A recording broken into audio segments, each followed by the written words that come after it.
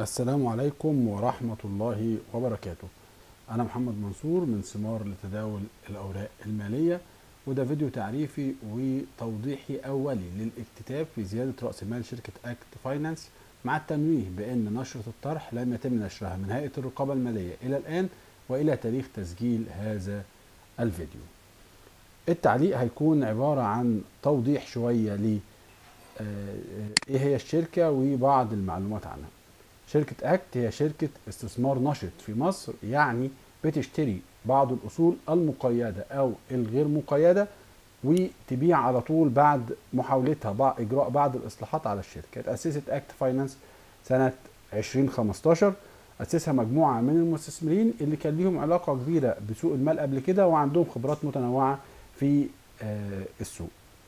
تخصصت أكت في أشكال متنوعة من الاستثمار في رأس المال، أبرزهم الاستثمار في الشركات المقيدة والشركات اللي على وشك القيد. الموقع بتاعهم بيقول ان هم بيشتغلوا احيانا في البرايفت ايكويتي، لكن هم بياخدوا فلسفة البرايفت ايكويتي اكتر من شغله بشكل كبير. اهم محاور الشركة ان هي ليست مستثمر سلبي، مش المستثمر اللي هيشتري حصص في شركة ويفضل قاعد طول الوقت، او يشتري اوزان من السوق تساوي المؤشر ويفضل قاعد طول الوقت. لا، بيشوف بعض الفرص المقيمة بأقل من قيمتها وبيحاول يشتريها ويجمع فيها لحد ما يوصل لديل معين او لسعر معين يبدأ يخرج، سواء بسعر عاجبه على الشاشة او بديل معين مع جهات زي ما هنوضح في بعض النقاط الأخرى. هم شايفين ان الجمع بين تجارب البيع والشراء بيضمن تأمين الصفقات وتقييم الاستثمار السليم والقدرة على جمع الاستثمارات المشتركة، بالإضافة إلى إدارة الخروج بشكل جيد. الشركة عندها هدف ان هي تصبح الشريك المحلي المفضل للمستثمرين الناشطين في مصر، وده بيبان من بعض التحالفات عندها. وعشان نفهم يعني ايه مستثمر نشط، ممكن نسمع الفيديو الجاي ده، عبارة عن فيديو توضيحي اعتقد ان هو دعائم شوية من الشركة لليوتيوبر الشهير احمد الغندور المعروف بالدحيح. السيناريو التاني يا عزيزي ان انت تدي فلوسك لحد فاهم وعنده القدره ان هو يدير فلوسك، حد مثلا زي وارن بافيت شاطر جدا انه يلاقي شركات قيمتها اعلى من سعرها فيخش يشتري الشركات دي ويسيب الشركات دي تنمو براحتها. الراجل ده يا عزيزي فلوسه بتزيد تقريبا في المتوسط 20% كل سنه لاكتر من 60 سنه. وتقدر يا عزيزي لو انت عايز تستثمر مع وارن بافيت تشتري السهم بتاع شركه بيركشير هاثاوي، تخش يا عزيزي تشتري السهم وان شاء الله يجي لك نفس الارباح بتاعه هذا الرجل، تشاركه بقى في استثماراته زي ما كان توشكا مشارك نجيب ساويرس. في ناس تانية زي شركه اسمها اكت موجوده في مصر، دول يا عزيزي بيعملوا اكتيفست انفست، بيخشوا يشتروا شركات يعملوا فيها اصلاحات يغيروا فيها حاجات ويجيب ده ويحط ده مكان ده وبعدين يبيعوا الشركات دي. عملوا كده مثلا مع سودك، دخلوا اشتروا سودك عملوا شويه تغييرات وباعوها بعد كده. على حسب بعض المصادر متوسط العائد السنوي على استثماراتهم حوالي 50%، والمؤشرات بتقول ان هم بيعملوا اي بي او ونازلين البورصه قريب. وطبعا يا عزيزي في نماذج كتير في الحالات يا عزيزي اللي زي دي، حد زي مثلا وارن بافيت او كده، انت بتعتمد انت بتدي فلوسك لحد شاطر فاهم، وممكن الشخص او المؤسسه دي يبقوا شاطرين كفايه لدرجه ان هم حتى يبقوا بيعملوا فلوس والسوق نازل، يعني يبقى البورصه نازله وده لسه لا ارقامه تمام وما تاثرش، لانه غالبا اشترى شركات كانت واقعه سعرها رخيص ما كانش ينفع تقع اكتر من كده، لان ده خلاص اخرها. هو بقى لو مستثمر شاطر هيبقى عارف حاجه زي كده، او يعني ان شاء الله يقدر يوصل لحاجه زي كده، فبالتالي لما السوق بيبقى نازل ما بيتاثرش قوي. وبعد ما سمعنا، عايزين دلوقتي نتكلم عن أهم الصفقات التي أنجزتها الشركة. الدحيح من دقيقتين اتكلم على سودك اللي تمت في 2020 وتخرجوا منها.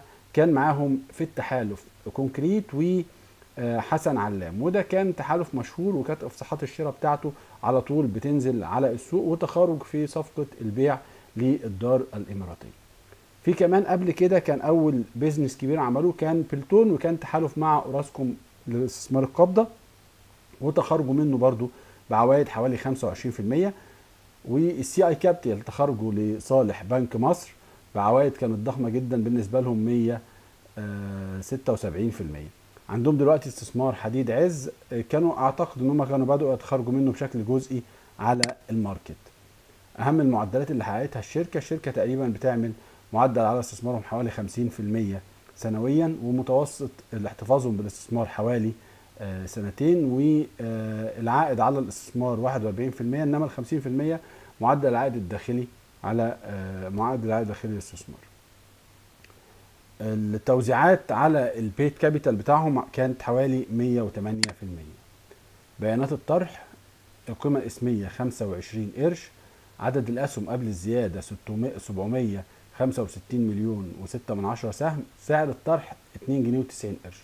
القيمة السوقية للشركة قبل الزيادة عند سعر الطرح حوالي 2 مليار و2. حجم أسهم الزيادة، ومعنى إن هي أسهم زيادة إن مفيش تخرج للمستثمرين، هم هيجمعوا فلوس يدخلوها جوه الشركة. حجم الطرح هيكون 360 مليون. إجمالي أسهم الشركة بعد الزيادة هيبقى مليار و1 تقريبا، والقيمة السوقية للشركة عند سعر الطرح هتبقى حوالي 3.2 مليون. قيمة الزيادة النقدية اللي هم ياخدوها في ايدهم عشان يقدروا يشغلوها تاني في الشركة حوالي مليار جنيه. الطرح هينقسم لطرح عام وطرح خاص.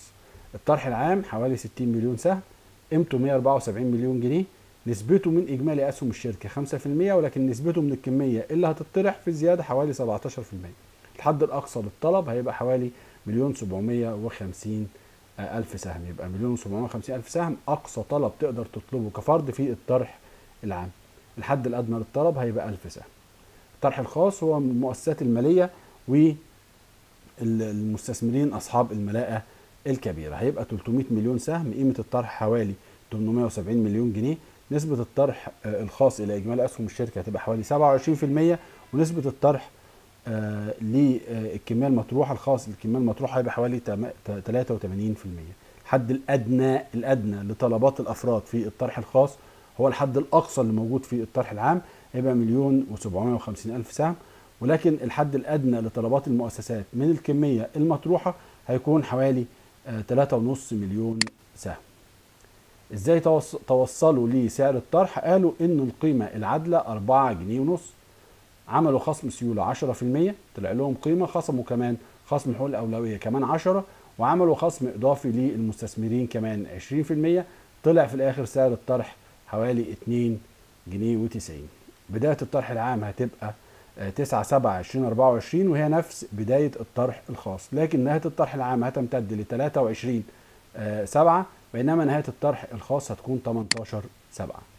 عاملين آليات لدعم سعر السهم بعد الطرح، وهو صندوق استقرار سعر السهم لمدة شهر. وهل هيكون للطرح العام ولا هيبقى في حاجة مختلفة؟ هل هيساوي كل الطرح العام ولا لأ؟ كل ده نشرة الطرح هي اللي هتوضحه، لكن في صندوق لضمان استقرار السعر. إضافة على كده كمان هم موافقين على شراء أسهم خزينة بنسبة لا تتجاوز 10% من رأس مال الشركة من خلال السوق المفتوح، والمدة لا تقل عن شهر، وبحد أقصى 3 شهور. يعني من أول التداول عندهم استعداد يشتروا 10% كأسهم خزينة من الشركة، بشرط أن يكون الشراء فقط في حالة انخفاض سعر السهم السوقي عن سعر الاكتتاب.